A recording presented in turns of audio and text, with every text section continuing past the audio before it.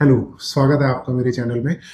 जेन जी के health insurance के बारे में हम आज इस वीडियो में बात करने जा रहे हैं। अगर आप यंग हैं, 20 से 30 साल की उम्र के अंदर हैं और आपको हेल्थ इंश्योरेंस की अगर बात करें तो यूजुअली होता क्या है कि या तो आप हेल्थ इंश्योरेंस को इतना सीरियसली नहीं ले पाते हैं क्योंकि आपको लगता है कि अभी ज़रूरत नहीं है, या फिर आप जब डिसाइड करते हैं प्रोग्रेसिव थॉट के साथ में कि भी चलिए फ्यूचर की प्लानिंग कर लेते हैं, तो आपको कन्फ्यूज़न होता है कि भी मैं पॉलिसी लूँ तो उसमें क्या देखूँ?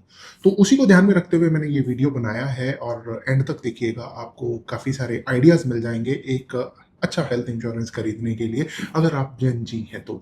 अगर आप चाहते हैं कि भी मेरे से कंसल्ट करना है, तो आप नीचे दिए गए नंबर पे व्हाट्सएप कर सकते हैं, कॉल कर सकते हैं और मैं कोशिश करूँगा कि मैं आपको प्रॉपर्ली गाइड कर सकूँ ताकि आप एक अच्छा हेल्थ इंश्योरेंस पॉलिसी जो कि आपका आज का, कल का और परसों का भी रिक्वायरमेंट पूरा कर सके। तो सबसे पहले देखते हैं कि भी एज़ अ जेन जी आपको चाहिए क्या?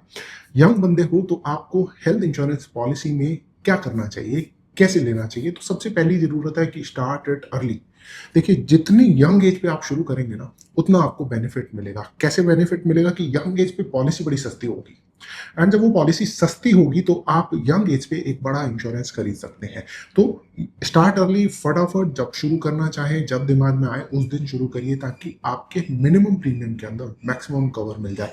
तो अगर आज कोई 50 साल का बंदा 10 लाख रुपए की पॉलिसी लेने जाता है तो उसके लिए बहुत बड़ा सारा प्रीमियम लगता है, लेकिन अगर 25 साल का जेनजी लेना चाहे तो उसके लिए ये काफ़ी इकोनॉमिकल, काफ़ी सस्ता मिलता है और बेनिफिट ये मिलता है कि ये आपके फ्यूचर के लिए तैयार करता है। तो दूसरा जो इम्पोर्टेंट पॉइंट है वो ये देखिए कि आपकी जो पॉलिसी ले रहे हो वो आपके फ्यूचर प्लानिंग के हिसाब से होनी चाहिए।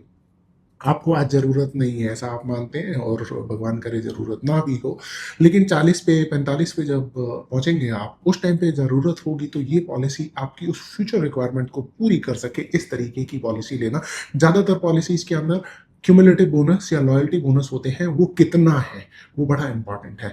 अगर आपकी पॉलिसी क्यूमुलेटिव बोनस 10% दे रही है, 100% पे जाके रुक जाती है, तो आपका फ्यूचर प्लानिंग नहीं हो पाएगा क्योंकि जो ट्रीटमेंट आप आज 5 लाख रुपए में ले पाएँगे, आज से 15 साल या 20 साल बाद में वो 25 लाख रुपए में होगा। तो आपके पास उस हिसाब से इंश्योरेंस होना चाहिए और रियलिटी इंश्योरेंस की ये है कि भी आज आप ले सकते हो, कल को अगर कुछ हो जाए तो शायद आपको इंश्योरेंस ना मिले। अभी रिसेंटली मेरे पास एक केस आया जो है बंदा यूके से वापस आया, 31 साल का है और उसका किडनी फेल हो गया, किडनी ट्रांसप्लांट हो गया। नाउ उसको इंश्योरेंस नहीं मिलेगा, 31 ही साल का है। बहुत कोशिश कर ली उन्होंने, इंश्योरेंस नहीं मिल रहा है। तो इसलिए आज ले लीजिए ताकि भगवान ना करे फ्यूचर में ज़रूरत पड़े तो वो आपको सफिशिएंट हो, यानी फ्यूचर की रिक्वायरमेंट पूरी करता हो। क्यूमुलेटिव बोनस या लॉयल्टी बोनस सफिशिएंट ऐड हो रहा हो। 10 लाख रुपए की पॉलिसी ली है तो आज से 15 साल, 20 साल बाद में अगर आपको भगवान ना करे जब ज़रूरत पड़े तो उस टाइम पे वो कम से कम 50 लाख या 70 लाख या 1 करोड़ रुपए तक पहुँच चुकी हो, अपने आप ऑटोमैटिकली थ्रू लॉयल्टी बोनस या क्यूमुलेटिव बोनस। देन तीसरी चीज़ आती है जो आपको एज़ अ यंगस्टर देखनी चाहिए, वो है मैटरनिटी कवर। देखिए, जब आप यंग हैं, आज हो सकता है सिंगल हैं, आप कल शादी करेंगे, फिर बच्चे प्लान करेंगे, तो जब आप आज का खर्चा देखते हैं तो अच्छे हॉस्पिटल के अंदर अगर सिजेरियन डिलीवरी होती है तो लाख से 1.5 लाख रुपया नॉर्मल सर्कमस्टेंसेस में लग जाता है। आपके पास जो इंश्योरेंस है उसमें इसका कवर हो तो बढ़िया है क्योंकि आप यंग एज पे ले रहे हो, आप नहीं क्लेम करना चाहते हो, करोगे भी नहीं, ज़रूरत भी नहीं पड़ेगी, लेकिन इन चीज़ों की तो ज़रूरत पड़ेगी, तो ये अगर कवर है तो आपके प्रीमियम को, जो आपने प्रीमियम पे किया उसको जस्टिफाई कर देता है। तो मैटरनिटी का कवर आप ज़रूर देखिए आपकी पॉलिसी में है या नहीं है और उसको कुछ पैरामीटर्स पे मेज़र कर लीजिए कि वो मैटरनिटी कवर सफिशिएंट हो। सिर्फ सिंबॉलिक कवर ना हो कि मैटरनिटी कवर है, 20,000 रुपए का है या 30,000 रुपए का, आपके हाथ में कुछ नहीं आएगा, आपको फ्रस्ट्रेशन होगा। कम से कम लाख रुपए का या 1.5 लाख रुपए का मैटरनिटी कवर हो आज की तारीख में, और अगर पॉसिबल है, पॉलिसी में कुछ ऐसा फीचर है जहाँ पे ये बढ़ सकता है फ्यूचर में ऑटोमेटिकली बिना कुछ किए, तो वो वाला पॉलिसी कंसीडर करिए। एंड देन कॉस्ट कम होनी चाहिए। मोस्टली पॉलिसीज के अंदर जब इनबिल्ट आता है तो इसकी कॉस्ट कम होती है क्योंकि आपकी कॉस्ट जो है ना बहुत लंबे पीरियड पे स्प्रेड हो जाती है। लेकिन अगर आप इसको एड ऑन कवर लेते हो तो आपको 20 से 25% एक्स्ट्रा प्रीमियम पे करना पड़ जाता है। मतलब कि अगर आपने 1 लाख रुपए का कवर लिया है मैटरनिटी का तो आपको 20 से 25 हज़ार रुपए पर ईयर प्रीमियम पे करना पड़ सकता है। एंड वहाँ पर आपको थोड़ा सा जस्टिफाइड नहीं लगेगा, क्योंकि वेटिंग पीरियड आता है पॉलिसी के अंदर। मैटरनिटी पहले दिन से कवर नहीं होता। अगर वेटिंग पीरियड 2 साल का भी है तो कवर लेने के लिए आपने 50,000 रुपये तो अपनी जेब से ही पे कर दिया। तो इसलिए देखिएगा सफिशिएंट इंश्योरेंस हो और लो कॉस्ट हो और इनबिल्ट हो तो बढ़िया है।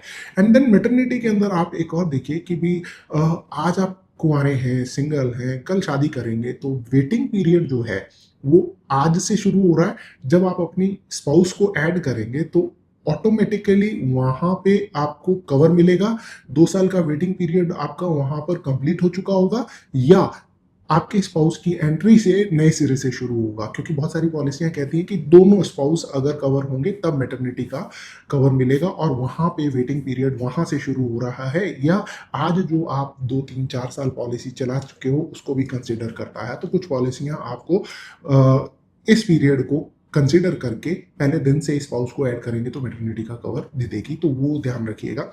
देन है इनफर्टिलिटी। आईवीएफ है या किसी और तरीके के इनफर्टिलिटी ट्रीटमेंट का है, तो वो मैटरनिटी के कवर में मिल रहा है या नहीं मिल रहा है। क्योंकि आज के टाइम में काफ़ी रिक्वायरमेंट होती है, और अगर आपके पास मैटरनिटी कवर है और इनफर्टिलिटी का कवर नहीं है तो आपकी जेब में से ट्रीटमेंट का बहुत सारा पैसा लग जाएगा। तो देखिए कि आपकी पॉलिसी इनफर्टिलिटी को भी कवर करती है क्या, उसके ट्रीटमेंट का खर्चा देती है क्या। Then is newborn baby. अब जब बच्चा पैदा हुआ है, मैटरनिटी का खर्चा तो मिल गया, लेकिन उस बच्चे का कवर कैसे आ रहा है? उसको ऑटोमेटिकली पहले दिन से कवर मिल रहा है क्या? जब उसको ऑटोमेटिकली पहले दिन से कवर मिल रहा है तो उसकी लिमिट क्या है? वो ये मैटरनिटी वाली लिमिट के अंदर कवर हो रहा है, या उसकी सेपरेट कोई छोटी सी लिमिट है, या माँ का सम इंश्योर्ड उसका पहले दिन से सम इंश्योर्ड होगा। ये तीनों चारों तरीके के अलग अलग ऑप्शंस होते हैं पॉलिसीज में। तो देखिए कि बच्चे का जो पैदा हुआ है उसका पहले दिन से कवर हो, और माँ का सम इंश्योर्ड अगर उसका सम इंश्योर्ड बनता है पहले दिन से तो बेस्ट कवर है। अदरवाइज दिखाने के लिए कवर है, या अगर आपको पैसा पे करके बच्चे को ऐड करना है तो वहाँ पर आपको 90 दिन वेट करना पड़ सकता है। तो उन सारी चीज़ों को ध्यान रखिए, उनको अच्छे से स्टडी कर लीजिए और आप उस तरीके से पॉलिसी लीजिए। अब बात आती है कि भी जो नॉर्मल चीज़ें हैं जो सभी को ध्यान रखनी चाहिए वो क्या क्या है। पहला है रूम रेंट कैपिंग। देखिए ज़्यादातर पॉलिसीज के अंदर रूम रेंट की कैटेगरी लिखी रहती है। यूजुअली लिखा रहता है या तो सम इंश्योर्ड का 1% या 2%, या आज की तारीख में मेजोरिटी पॉलिसीज में लिखा रहता है प्राइवेट एसी सिंगल रूम। ये बड़ा डाइसी सा हो जाता है। जहां पर कैटेगरी लिखा हुआ है वहां पर कैटेगरी चेंज होते ही आपकी जेब में से बहुत सारा पैसा लग जाता है। तो सपोज अगर सिंगल प्राइवेट एसी रूम लिखा हुआ है तो उसका मतलब ये है कि उस हॉस्पिटल का सबसे सस्ता एसी रूम जो है वो आपको मिलेगा, और सबसे सस्ता एसी रूम लेट से 5,000 रुपये का है, लेकिन जिस दिन आप हॉस्पिटल गए उस दिन आपको वहां पे जो है रूम नहीं मिला, आपने 6,000 रुपये का ले लिया। तो प्रैक्टिकली पॉलिसी के हिसाब से आपने 20% रूम के ऊपर एक्स्ट्रा खर्च कर दिया है। तो 5,000 रुपये का 20% 1,000 रुपये एक्स्ट्रा खर्च कर दिया। तो इस केस में आपको अपनी जेब में से पूरे के पूरे क्लेम अमाउंट का 20% देना पड़ेगा, जो कि काफी बड़ा अमाउंट हो सकता है। बड़े क्लेम के अंदर आपके लिए काफी पेनफुल भी हो सकता है। तो रूम रेंट कैपिंग का देखिए कोशिश करिए कि उसमें कोई रूम रेंट डिफाइंड ही ना हो, उसमें लिखा हुआ हो एनी रूम तो बेटर है। और अदरवाइज कम से कम ये तो देखिए कि उसमें सिंगल प्राइवेट एसी रूम हो। उसके बाद में आता है सब limit.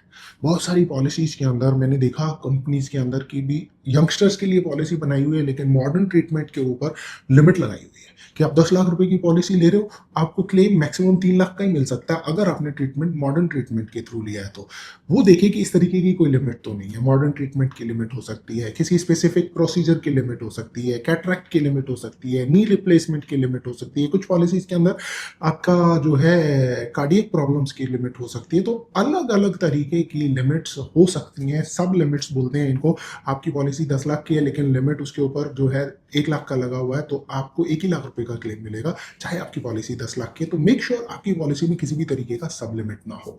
Then is your pre existing diseases को कंपनी कैसे कवर कर रही है, कितने वेटिंग पीरियड के साथ में कर रही है, और जो स्पेसिफाइड डिजीजेज हैं उनको कंपनी कैसे कवर कर रही है और कितने पीरियड के बाद में कवर कर रही है। इसी तरीके से अगला जो इंपॉर्टेंट पॉइंट है वो है रिन्यूअल कंडीशन।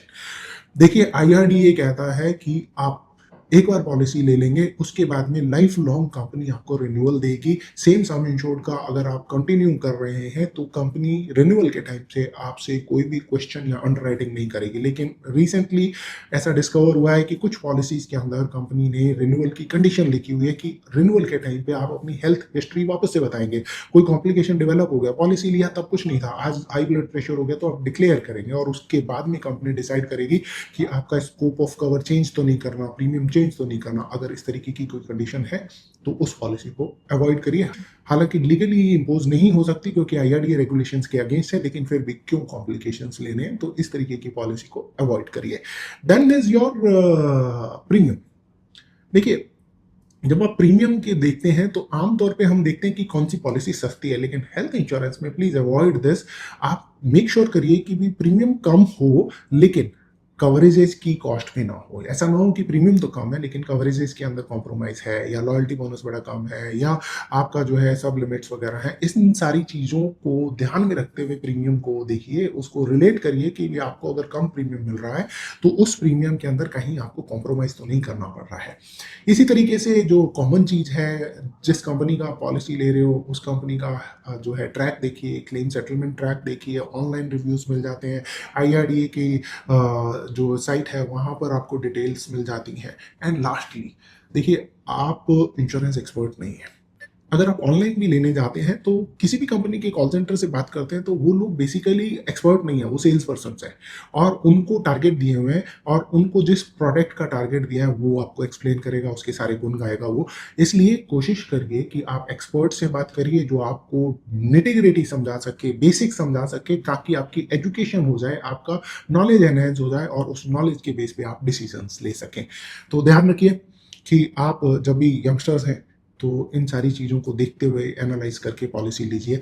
मेरी कहीं पर हेल्प की ज़रूरत है, गाइडेंस की ज़रूरत है, कंसल्टेशन के लिए आप मुझे नीचे दिए गए नंबर पे कांटेक्ट कर सकते हैं, व्हाट्सएप कर सकते हैं, कॉल कर सकते हैं। I would love to help you and as I always say, life is beautiful, you are lucky and God is kind. Enjoy yourself. Thank you.